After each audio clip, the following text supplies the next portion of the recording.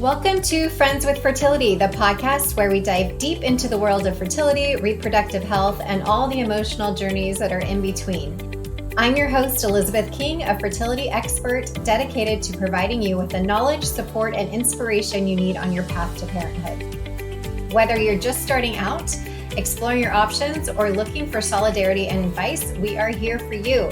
Let's embark on this journey together and turn uncertainty into empowerment and make friends with fertility. Let's get started. Hello, my beautiful friends. Today we have Matthew Potter. He is a co-founder of Pray.com, the world's #1 app for daily prayer and faith-based audio content, dedicated to growing faith and fostering community. With a background in tech product development and market strategy, he has helped shape innovative solutions in the evolving tech industry. Potter's journey with Pray.com began through a chance encounter with his friend Steve, who he had found hope in prayer after the tragic loss of a business partner.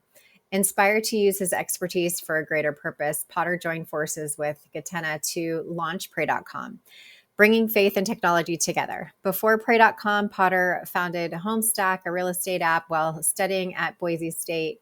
He served as CEO until stepping down to focus on Pray.com, but remains chairman of the board. With over 8,000 apps developed, his passion for technology and impact is undeniable. Well, I am so excited to talk about this today because I am somebody who really believes in the power of prayer. There's been many times that I think you may have heard me say when I'm asking for prayers for people, particularly this last year for my little friend, Monroe Peterson, who has gotten better, I will say to people, pray to God, Allah, whoever it is that you pray for, but please send those intentions. And I really do believe in that power of prayer. So I'm really looking forward to this conversation, to dive into this with Matthew, and I hope that you find some solace and hope in this conversation. Enjoy your listen. Do you prefer Matthew or Matt? Matt's great. Thank you so much. Okay. I always ask because I'm an Elizabeth, and when people ask me, I'm always like, no, it's actually Elizabeth. So, okay. Well, thanks for being here, Matt. I'm super psyched to talk to you because I feel like for me personally, prayer has been such a pivotal part of my life and now my children's lives. And it's interesting in being a situation where I am influencing people on their fertility journey to encourage them to have some sort of relationship with the spiritual side of life, whatever that may be for everybody. And I love the idea of having a tool to help people to get centered in whatever way that is. So how did you come up with this? How did you get involved with Pray.com? Tell us a little bit of the background there. Yeah, actually, so for me, it all started with a 15-year-old girl who was pregnant, who was going to an abortion clinic. And on her way to that clinic, there actually happened to be a church. And so she stopped into that church to talk to the pastor about one of the biggest decisions she was making in her life up to that point. And the pastor was a little nervous, didn't know what to tell the girl. So he called his buddy who planted a little 20-person church in Los Angeles and said, hey, what should I tell this 15-year-old girl that I've never met before that just walked into my church? You're way better at this than me. And the pastor in Los Angeles said, I've been counseling this married couple. They've been struggling with fertility for 10 years and have been trying to have children for 10 years. Why don't you ask that girl if she'd be willing to give her baby up for adoption? I just got goosebumps. And the pastor asked the girl, and she said yes. And I was the baby the girl brought into the church, and I got adopted because of these two pastors that were friends. So when we were talking earlier, I spent maybe 4 hours in Washington State and have been in California ever since. So, oh, wow, Matt, what an amazing story. Thank you very much. Incredible. Yeah. And full goosebumps as you tell that, because I'm sure in some form or fashion that can hit home with so many people in different ways. So I appreciate you telling such a beautiful story like that. 2 years after my parents adopted me, they were told they would never be able to have children, and they had my brother. So, and that's a common thing, I guess, with parents that adopt a child that have told that they can't have Yes. children. And I don't know why. I don't know the science behind that, but it just works out that way. So Yes. I grew up in church, grew up in Southern California. My dad became one of the head elders of this little church. It's Hmm. now the largest church in Los Angeles. It's just Wow. a non denominational Bible preaching church. Um, and so, yeah, I got the really unique opportunity my sophomore year. My friend, his dad worked at a startup called Pixar. And I got to go to Pixar and I got to run into and meet Steve Jobs. Oh, And that's awesome. Steve is a super inspirational guy. And, I'm adopted. So, my adopted family, everybody's great at sports like bat, ball, you pick up anything. My brother got a D1 football scholarship. He's amazing. My dad, D1 quarterback football scholarship. I am a baby giraffe. Okay. I can't walk and chew gum at the same time. But when I met Steve Jobs and I heard he was adopted as well Oh, I didn't by know a that. couple who couldn't have children, I got really inspired. And so I knew I wanted to do something in software. I was naturally good at computers. And so my senior year of college, when Steve Jobs launched the App Store, I said, you know what? I'm dropping out of college. I'm going to do something in apps. I don't know what. And called my parents. They had no idea what an app was. No one knew what an Right. app was at that Right. point. They're like, "What Yes. are you getting in the restaurant business?" I'm like, "No, no, no." It's so. I built a software development company. We built a specific type of product app for real estate organizations. And so my company, we built over 8,000 apps in the App Store over the course of 10 years Wow, for all amazing. the major real estate companies in the United States, a lot that are in Orange County. So like Villa Real Estate.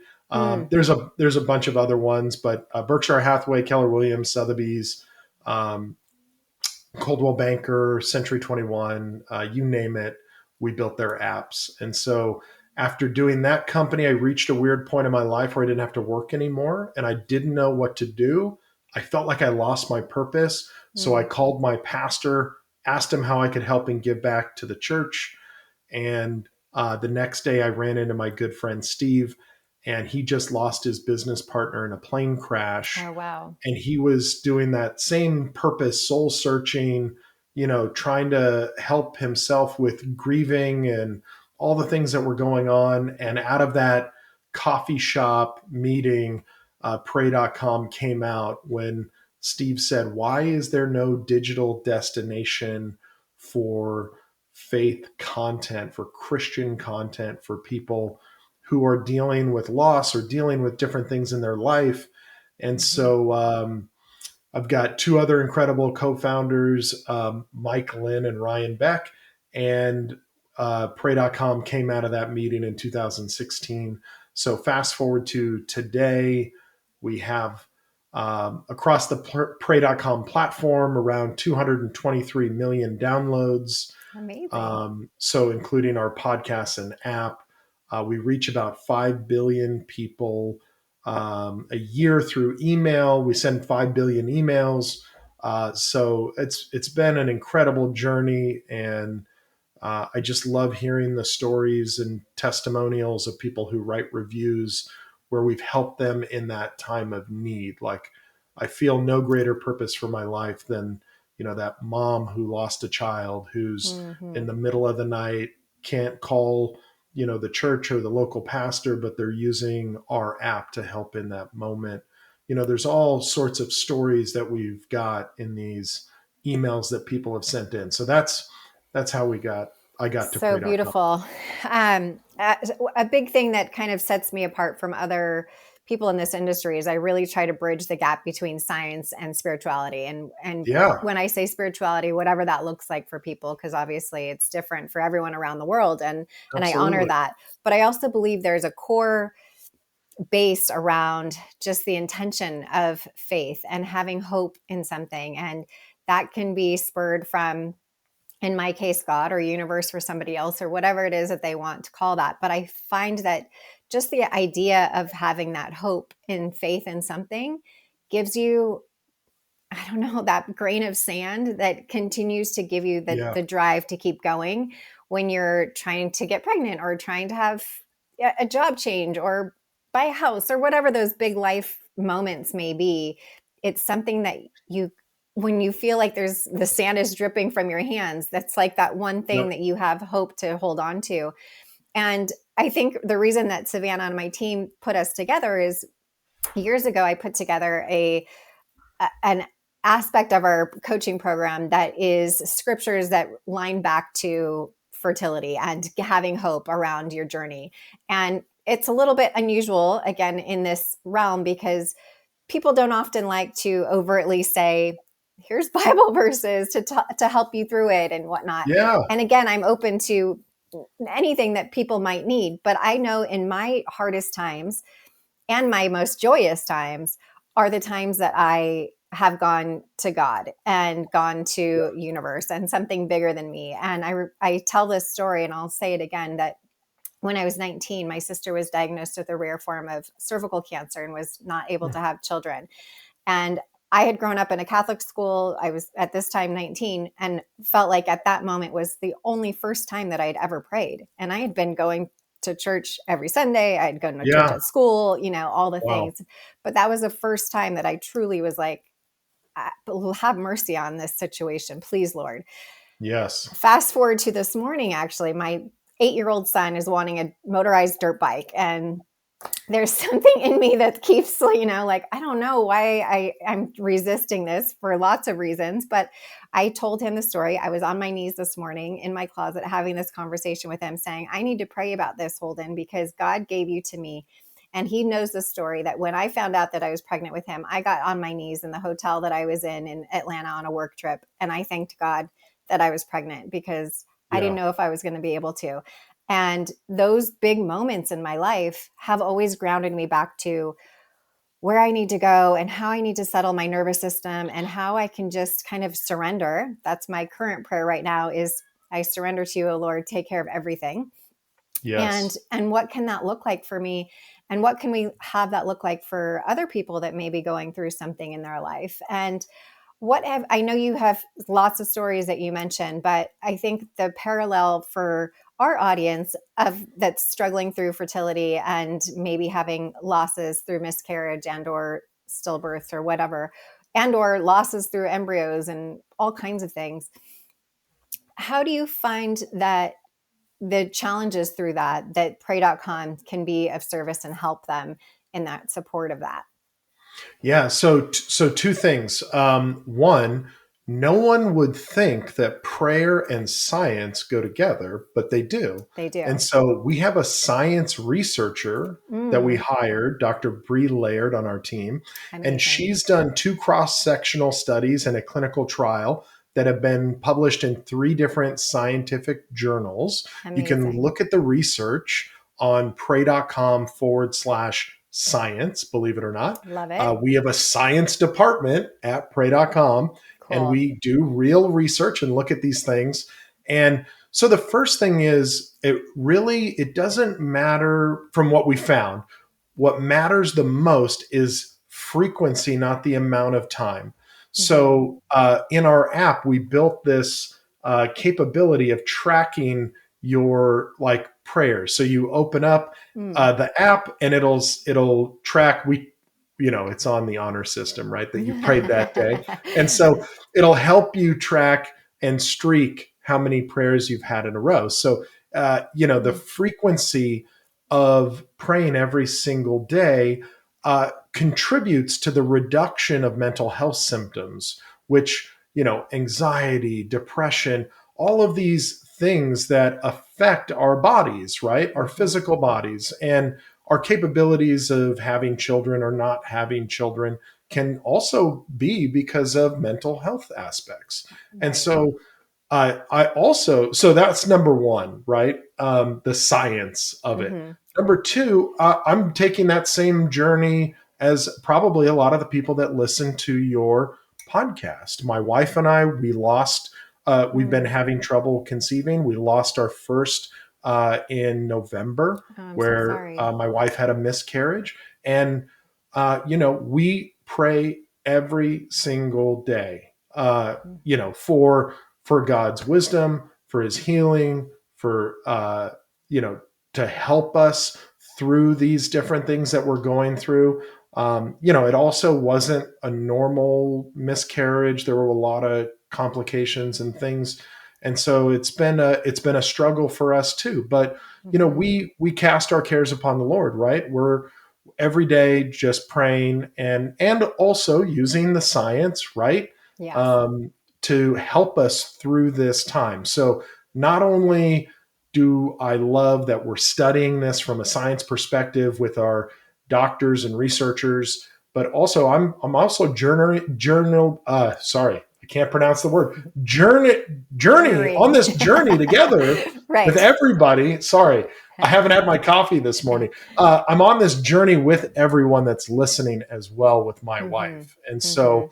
we look forward to continuing to listen to your podcast and the things that you're talking about. And yeah, it's been a journey, but we trust in God. We Mhm. pray every day, and we know we have that solace and hope that everything will work out for the good, which is what Yes. the Bible says. So And it will. And I think, again, I'm sorry to hear about your loss. And I know that it's so hard. And I think one of the things that we don't talk about very often is the male side of the journey of the loss, and how challenging it can be to be holding up the partner, the wife, in the relationship. And I know from our own situation, even to this day, if we're talking about it, my husband will well up, because it was such a hard time for us. And as yeah, much as you may have faith in God, I know even for me, it was a hard thing to come to terms. If this was so meant to be, why did this happen? And yeah, how do you continue to have faith in those times where you're really challenged with something? And totally. I think those are the times when we're called most to continue that frequency. And when you said frequency, of course I'm thinking frequency of our energy, and I think they go hand in hand, right? Because when we Yeah, are frequently on an app or doing something that is getting us into that mindset, our literal frequency of our mind and our nervous system also shifts. And when the yep, frequency of our body shifts, then everything else shifts together. And that's, again, the beauty of the science of our physiological health and our mental health and yeah, our spiritual health, everything else that's out there that God is bringing it to us, all come together in this beautiful orchestra, so to speak, of knowing that that's working together in harmony. And I think it's so hard, speaking for myself, to know, to trust in that, right? To yeah, say, okay, it's going to be okay, you will get to the other side. And I think that's why I say, first and foremost, when you say that, yeah, you will get there, because yep, that's what I wanted somebody to tell us, like, it is going to be okay. And of course we want it to be okay tomorrow or yesterday. And yep, that's the other thing, is trusting in God's timing. That can seem so cliche, and when you're in it, you don't really want to hear that, because you want it no, to be your time, right? and yep, and especially for women, right, our biological clock is a real thing. And yeah, I know for me, we started at 40. Like, I didn't have time, God's plan to yeah. be on his time plan, and lo and behold, I had three beautiful boys over 40 naturally, despite all the That's things awesome. that we went through. So I do believe that. And then all of this stuff that continuously has gone on in my life, that I really feel that my mission is to be here, starting with my sister's story 30 years ago of Wow. that situation. So it's all meant to be. And I know it's Yep. out when you're listening and you're in it, you're like, F that. Like, how is this meant to be? Like, my day to day is consumed by trying to figure out how we're going to get pregnant, how we're going to stay pregnant, how are we going to build our family. Like, the last thing I want is another to-do list of something frequency on my calendar of what to do. So, what's your advice, Matt, to people who don't want another thing to-do list on theirs? Because it's really easy for us who are already believers, so to speak, and you know, preaching to the choir, so to speak, literally Yeah. to each other. But for those that are listening that are a little bit skeptical and are like, yeah, you know what? But this has been 5, 7 years of this, and I have been praying and nothing's happening, and I don't want another to do list. Yeah. What's your advice to them? Well, a couple things. My wife just turned 42, so we're in the Oh, same boat. Yeah, awesome. she just turned 40. We're in the same boat as you. Cool. Um, and then, two, as males, right? You said you don't talk about the male's perspective. We have no idea what to do. We Of don't know course. what we're supposed to do. My my wife got out of surgery, with everything that was going on, Hmm. and she just said she wanted a bagel, and she didn't tell me what kind of bagel. I was like, I'll get you every bagel on the planet. I don't care. Right. I'll go find Yeah. it. Like, Hmm. we want you to tell us what to do, right? We Yeah. have no idea what to do. Right.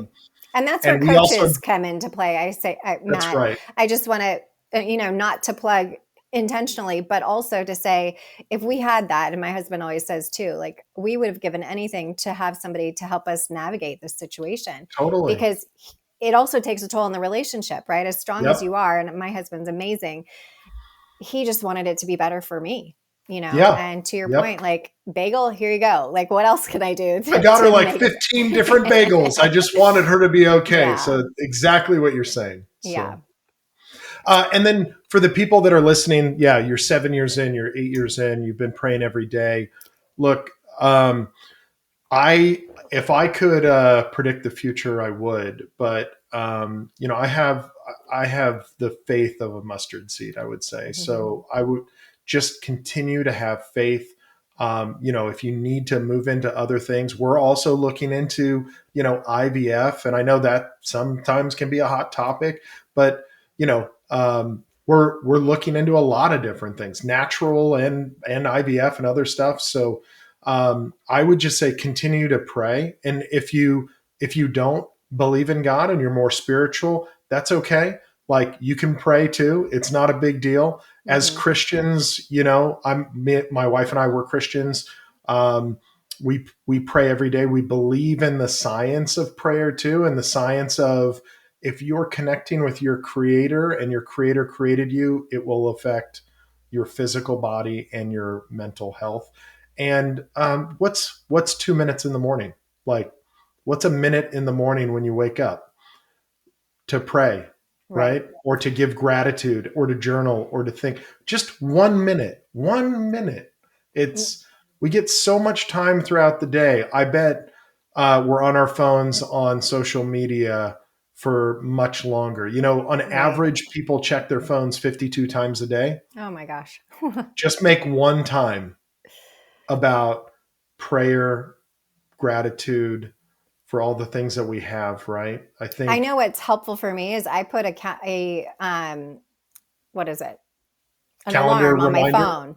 Yeah, So my alarm goes off on my phone, and the alarm just has a note in it that says grateful to God or whatever I want to say, like it's going to be okay or that's right. whatever it is. And it's just that 1 minute that I have to, or second, literally, to turn my alarm off, that it reminds me to have that thought. And I think prayer Yeah. can look different for everybody, because I think sometimes people are like, I don't know how to pray because I see somebody on TV that's super really great at Eloquent. prayer. Yeah, yeah, Yeah. yeah. And it doesn't have to look like that. And it could No, look just like being quiet and meditating and not saying anything at yeah, all, or drawing, or taking a walk and being grateful for everything that's around you. It doesn't have to be anything extraordinary, because no, you're still connecting on that frequency, both frequencies, right? The frequency of doing it and the frequency that you're getting your physical body into. And I think that's such a beautiful reminder. And I love that that's just come right now with the frequency word to me, because I feel like that's what we're missing on a big level right now, is this beautiful frequency that we all want to try to get to together as a collective, not yep, only with fertility, of course, but everything, of like, how can we all get on the same beautiful frequency to love and yeah, to be going the same direction in life, and knowing that we're all here to be together and to love each other and figure out how to do it together, as opposed to yep, opposing each other. And if you don't know how to pray, find somebody who does know how to pray and ask them to pray for you. I remember, again, yeah, when my sister was sick, it was like, do you pray? Can you pray for my sister? Do you pray? Like, literally, to random people, just ask everybody to put that intention of whatever you totally. need, out for you, because people love to pray for others and love to hold the space for others that are going through things and to know how that's going, right? We want to hear Yeah, like how the outcome comes, because most of the time that plan that God has for you works out. And absolutely. Steve Jobs actually is the one who says you can't connect the dots looking forward. You can only connect them looking back. And that is a perfect example of those things when we hear those stories of like, oh yeah, it didn't work out that the way that I thought it would. But look at Yeah. this beautiful story that we couldn't have planned, looking forward. Well, Elizabeth, I love that quote. Like you can't Really? connect the dots looking forward. You can only connect the dots looking back. But I like to add just one thing Please. is that's where you see God actually Hmm. is when you connect the dots looking back, right? You 100%. see where God implemented into your life different things. Right. And yeah, that's one of my favorite Steve Jobs quotes. So he was an incredible guy. And yeah, I love that. If we just took a couple minutes every day, like everyone has a couple minutes, Hmm.